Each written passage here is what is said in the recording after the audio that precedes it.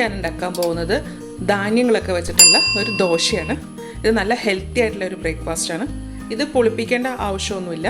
ഇത് അത്രയും നല്ല ടേസ്റ്റ് ആട്ടോ ഇത് കഴിക്കാനായിട്ട്. മല്ലിയിലയും തൈരും കൂടെ ചേർത്തിട്ടുള്ള ഒരു ചട്നിയും കൂടെ ഉണ്ടാക്കുന്നുണ്ട്.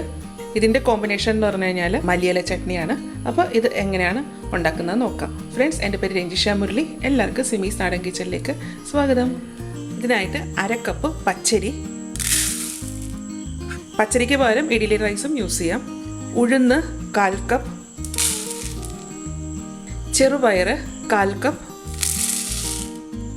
കടലപ്പരിപ്പ് 1/4 കപ്പ്, തുവരപ്പരിപ്പ് 2 ടേബിൾ സ്പൂൺ. ഇതിലേക്ക് കുറച്ച് വെള്ളം ഒഴിച്ചിട്ട് നന്നായിട്ട് കഴുകിയെടുക്കാം. ഇതൊരു 3 പ്രാവശ്യം കഴുകിയെടുക്കണം. ഇത് നന്നായി കഴുകിയെടുത്തിട്ടുണ്ട്. ഇനി ഇതിലേക്ക് കുറച്ചധികം വെള്ളം ഒഴിച്ചിട്ട് കുതിരാൻ വെക്കണം. ഇതൊരു മിനിമം 8 മണിക്കൂറെങ്കിലും കുതിരാൻ വെക്കണം. ഇപ്പോൾ രാവിലെയൊക്കെ ഉണ്ടാക്കാനാണെങ്കിൽ രാത്രി തന്നെ ഇതുപോലെ ആക്കി വെച്ചേക്കാം, അടച്ചു വെക്കാം. ഇത് അടുത്ത ദിവസമാണ്. അപ്പോൾ അതാ നമ്മൾ കുതിരാൻ വെച്ചിരുന്ന അരിയും പയറും ഒക്കെ നന്നായിട്ട് കുതിർന്ന് വന്നിട്ടുണ്ട്. ഇനി ഇത് ഒരു പ്രാവശ്യം കൂടെ ഒന്ന് കഴുകിയെടുക്കാം. ഇനി ഇത് നന്നായിട്ട് അരച്ചെടുക്കണം. അപ്പോൾ ഇത് 1-2 ബാച്ചായിട്ട് അരച്ചെടുക്കാം. ഇത് കുറച്ച് മിക്സിയുടെ ജാറിലേക്ക് മാറ്റാം. അപ്പോൾ ഞാനിത് 2 പ്രാവശ്യമായിട്ടാണ് അരയ്ക്കുന്നത്. ഇനി ഇതിലേക്ക് 2 വറ്റൽ മുളക് ഇട്ട് കൊടുക്കാം. അത് 2ആയിട്ട് പൊട്ടിച്ചിടാം. കുറച്ച് വെള്ളം ഒഴിക്കാം. ഇത് അരച്ചെടുക്കേണ്ടത് ദോശമാവൊക്കെ അരയ്ക്കുന്ന പോലെ തന്നെയാണ്. അപ്പോൾ ഞാനിതിലേക്ക് ഒരു 1/2 കപ്പ് വെള്ളം ഒഴിക്കണേന്. ഇനി ഇതൊരു നല്ല സ്മൂത്ത് പേസ്റ്റായിട്ട് അരച്ചെടുക്കാം ഇതുപോലെ. ഇനി ഇതൊരു ബൗളിലേക്ക് മാറ്റാം.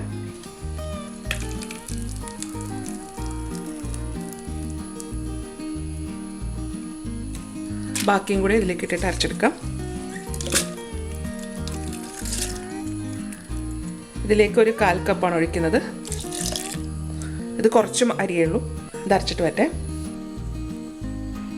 അത് ഇതിൻ്റെ അകത്തേക്ക് തന്നെ ചേർക്കാം.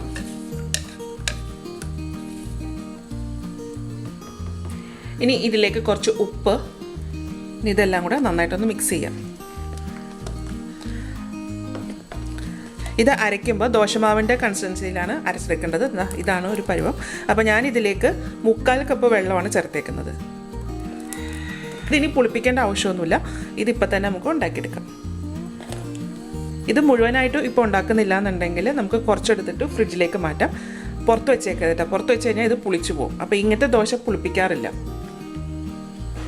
ഇനി ഒരു ദോശത്തവ ചൂടാക്കാൻ വെക്കാം. ഇതിലേക്ക് നെയ്യോ എണ്ണയോ എന്താണെന്ന് വെച്ച് കഴിഞ്ഞാൽ തൂത്ത് കൊടുക്കാം. ഇത് ഉണ്ടാക്കിയെടുക്കാം.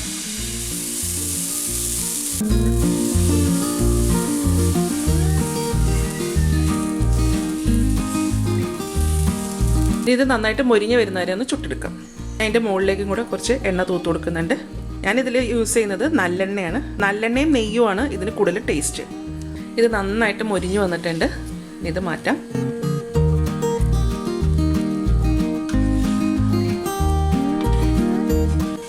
ഇതുപോലെ നല്ല നെയ് റോസ്റ്റ് പോലെ ആയിട്ടുണ്ട്. നല്ല ക്രിസ്പിയാണ്. ഒരു മിക്സിയുടെ ജാറിലേക്ക് കുറച്ച് മല്ലിയില ഇട്ട് കൊടുക്കാം. 6 വെളുത്തുള്ളി. ഇത് ചെറിയ വെളുത്തുള്ളിയാണ്, അതാണ് 6 ഇട്ടിരിക്കുന്നത്. വലുതാണെന്നുണ്ടെങ്കിൽ 2 ഇട്ടാൽ മതിയോ. പച്ചമുളക് ആവശ്യത്തിന്, ഒരു നുള്ളി ജീരകം, ഉപ്പ്, 1/4 കപ്പ് തൈര്. ഇനി ഇത് നല്ലൊരു ഫൈൻ പേസ്റ്റായിട്ട് അരച്ചെടുക്കാം ഇതുപോലെ. ഇനി ഇതൊരു പ്ലേറ്റിലേക്ക് മാറ്റാം.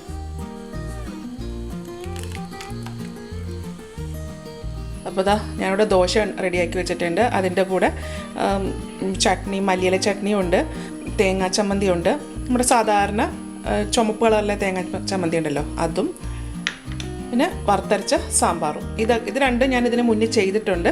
അപ്പോൾ ഇതിൻ്റെയൊക്കെ ലിങ്ക് ഞാൻ ഡിസ്ക്രിപ്ഷൻ ബോക്സിൽ ഇട്ടേക്കാം കേട്ടോ. ഇതിനേക്കാളൊക്കെ കൂടുതൽ ടേസ്റ്റ് ഈ ദോശയുടെ കഴിക്കാനായിട്ട് മല്ലിയില ചട്നി തന്നെയാണ് കേട്ടോ. ഇതുപോലെ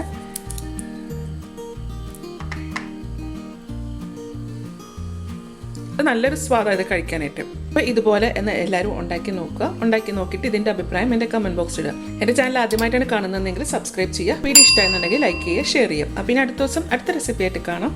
താങ്ക്